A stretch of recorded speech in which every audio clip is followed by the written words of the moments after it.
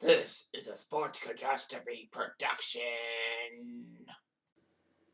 Hey there, Heather Holders. Jeff Cutastrophe welcome you to another Sports Catastrophe on the State. And on this day, January the 2nd, 1987, Penn State and Miami would face each other in the Fiesta Bowl. And they said it just doesn't make sense. I mean, a bowl game on January 2nd when it's not when you played games on January the 1st? Well, this game was huge for all the right reasons. Miami and Penn State were facing each other in the Fiesta Bowl, and they were the number 1 and 2 teams in the polls coming in. So that meant they could fight for the national championship. The only problem was that in the old days, that conference champions would be tied to a bowl and all that. But fortunately, though, Miami and Penn State were independents. A lot of people said, "Wait a minute, Penn State's part of the Big Ten." They are, but not in 1987. 1993, they did. So anyway, this would be huge. You got Miami versus Penn State on a Friday night. Normally, the Fiesta Bowl would actually be part of the triple header of NBC Bowl games. It'd be the Fiesta Bowl at 11:30 a.m. Mountain or 1:30 Eastern Time, if you will. Then the Rose Bowl at 5, and then the Orange Bowl at 8:30. But because Miami and Penn State were 1-2, and they both were not tied to any bowl game because they're not in any conferences, then they were allowed to compete for the national title, and they decided to move the game to January 2nd and play it at 8 p.m. And it worked. It drew a 25% rating for NBC.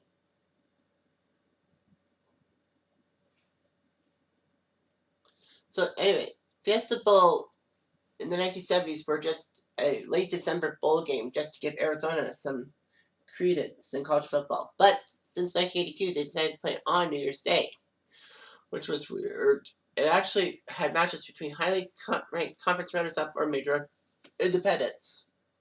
The Fiesta was still not one of the big four. That was the Cotton, Rose, Sugar, and Orange, which meant each of those four bowls were required to take one conference champion as part of their charters regardless of the team's rank. The Southwest Conference champion would be the Cotton Bowl. The Big Ten and Pac-10 champions would meet in the Rose Bowl. The Big 8 champion would be in the Orange Bowl. And the SEC champion would be during the Sugar Bowl. The Fiesta Bowl did at one time have a tie with the Western Athletic Conference, but they were not really a big conference and all that. But by 1986, many independents were doing quite well. Penn State and Miami were high profile, and because they didn't have any ties to any conference, bowl committees could fight them as they see fit. Penn State was actually invited to the Orange Bowl in 1985, well, for 1986 85 season, and Miami went to the Sugar Bowl. So anyway, they did what they could. So anyway, there was a massive situation that if Penn State and Miami were 1-2, they both wouldn't be tied to a bowl and all that. So anyway, the Fiesta Bowl ended up winning the betting process, and the first prestige happened and all that. This was when people took the Fiesta Bowl seriously now, and part of the New Year's Six for the Bulls and all that. So anyway,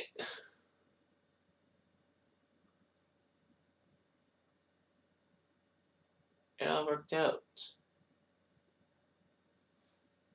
So yeah, so NBC decided to put the game for January 2nd, knowing that nothing was going to oppose it. So Oklahoma and Michigan were actually 1-2 at the time, but they both slipped up and all that. Miami looked unstoppable.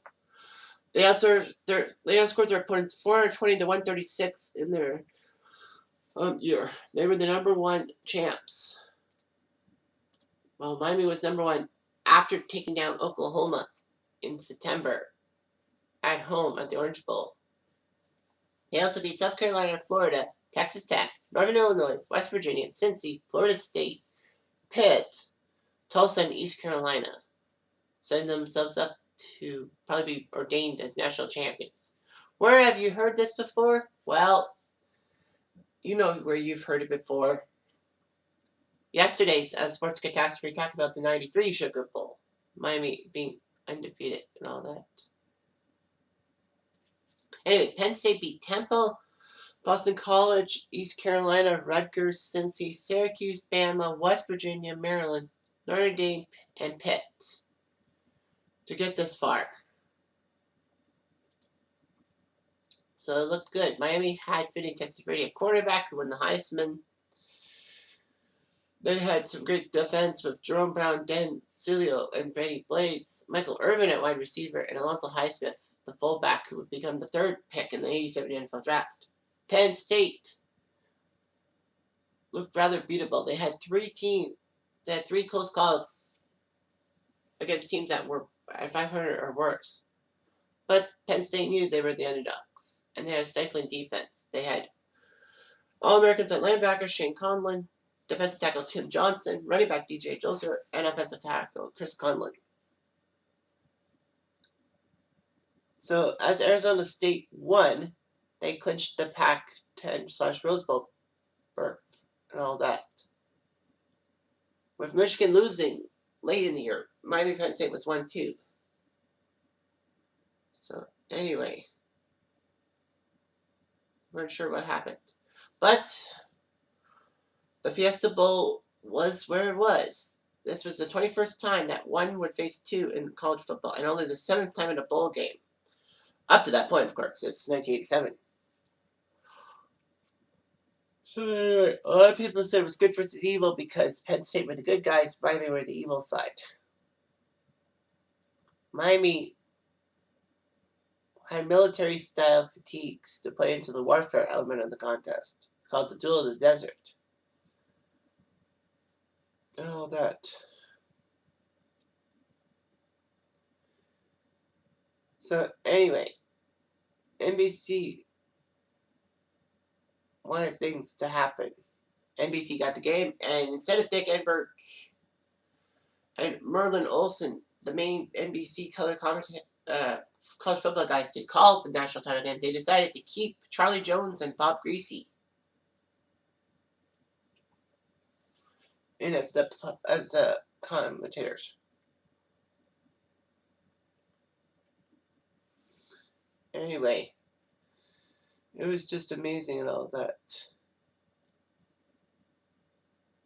You know, Bob Greasy was a pretty good commentator, though, too. So anyway, there was one tiny little problem, though, too, before the game started, was that Miami had been invited to a pregame thing with Penn State, like to eat together for the Fiesta Bowl people. And unfortunately, Jerome Brown said, did the Japanese chow down at Pearl Harbor with the Americans? I don't think so. We out. So they left the whole thing. And all that. That kind of seemed like a snub. So Penn State wore their blue home jerseys. Miami decided to wear white. Miami did fantastic. They actually outgained Penn State 445 to 162 in yards, with 22 first downs to Penn State's 8. And you're thinking, well, Miami crushed it. Well, one tiny little problem, though. There's one key thing that I forgot to say. It's all about turnovers. 7 turnovers by the Hurricanes, including not 1, not 2, but 5 interceptions thrown by Finney Testaverde. Unbelievable, though. However, Miami did score the first touchdown of the game with a Malvin Brown touchdown run. Greg Cox kicks the extra point. Penn State then got a John Schaefer, I guess you could say, touchdown run with Massimo Manca kicking the extra point. It was back and forth. It was really good. And then a field goal by Mark Seeley made it 10-7 Canes. But the fourth quarter saw DJ Dozier got a touchdown run to make it 14-10. No big deal. That's what it is. Miami still had 8 minutes left, but fumbled on their possession. Penn State couldn't do anything. Miami got a drive on their own 23 with 3:07 left. They got a big completion of Brian Blades. And Testaverde managed to get Miami to the inside the 5 with 45 seconds left. They needed a touchdown. Field goal will not do anything. So, anyway, Penn State kept their composure, as Cutastrophe said in an interview. On second and goal, Testaverde brought back Tim Johnson, sacked them, and then on third down, Testaverde couldn't throw it. So they had 4th and goal with 18 seconds left. They needed it. Testaverde decided to throw into the end zone. He had to because, 4th and goal. But Cutastrophe made the play, and Penn State, for the second time in 5 years, were national champs. Miami faltered, trying to go to back-to-back titles. Or no, wait, it doesn't matter. But as is, it was just shocking to see the Miami Hurricanes, this team that thought they were superstars, be brought down to earth by this Penn State squad with Joe Paterno. I know Joe Posney is dragged to the butt because of the sex scandal that ruined the whole university, which should have happened. But the simple fact is that, it shouldn't have been this way. But anyway, Miami fumbled their chance at a national title. But they did get another chance the next year and cleaned up with that effort. So they just basically stopped being so arrogant, to say the least. That's what you need to do. Stop being so arrogant. Penn State would do okay.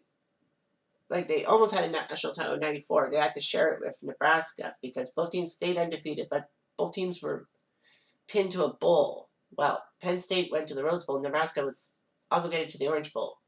But after 94, the Bowl Coalition needed to change its rules, and they did, saying that, there'll be certain bowls that you could be tied to, only if you're not in the national title game.